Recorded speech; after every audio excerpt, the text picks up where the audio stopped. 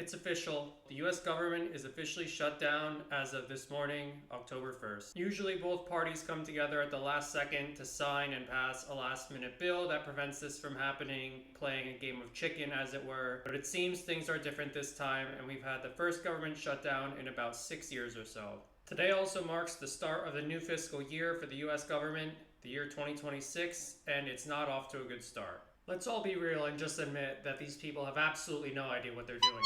The people in power can't even agree so much as on a budget for the country. But I can tell you this, no matter what ends up happening, you are going to be the one paying for it as a taxpayer. Me, you, and everyone else. At least everyone else who's not part of this club. These politicians and billionaires and people in power, while they look like they're on opposing sides, they're really just two sides of the same coin, and that's just how it is. Don't get caught up in the red team, blue team BS. The people at the top can get away with whatever they want as long as they have a scapegoat and someone else to blame. In this case, the other team, the red shirt, the blue shirt, the Biden, the Trump, the whoever. Anyone but the people who actually make the decisions. And people drink the Kool-Aid up like Jim Jones cult members. It remains to be seen what the full effect of this government shutdown will be, but you can bet your bottom dollar that it doesn't look good for the US at all on an international stage. The rest of the world is starting to realize that the United States is not that stable, and let's take a look at their debt. Over $37.5 trillion. A number so ridiculous that it doesn't even make sense to us. And because other countries are losing faith in our ability to pay down our debt, let alone function as a government without shutting down, they're pivoting to other sovereign assets such as gold, which has been hitting record highs, as well as Bitcoin, which has torn up since this shutdown. So get yourself some gold and get yourself some Bitcoin, because these are things that the government just can't print out of thin air and create more of.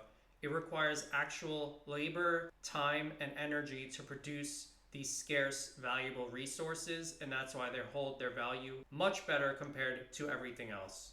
You should invest in gold if you believe that 2% inflation per year, the average supply increase of gold on a given year, is lower than the inflation rate of the United States dollar, which is somewhere from 7 to 10% per year. And buy Bitcoin if you think 21 million is smaller than 37.5 trillion. You need to own things that aren't dependent on a government. Most people have their wealth in houses, real estate, stocks, mainly US stocks.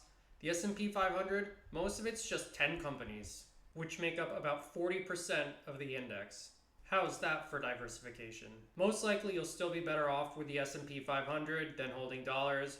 You're better off holding pretty much anything other than dollars.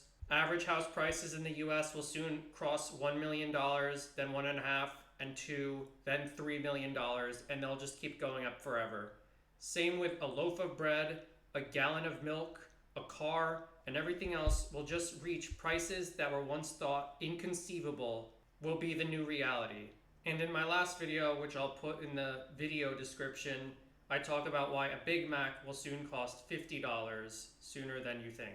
But I wouldn't worry too much about the government shutdown. I would just focus on owning assets outside of the government influence and control, and then just continue to live your life. Understand that prices are going to go up. Understand that you can't just save money. You're going to have to do some pretty miraculous things to beat inflation, which is what we all want, because we all want at least the standard of living that we have today. Thanks for watching.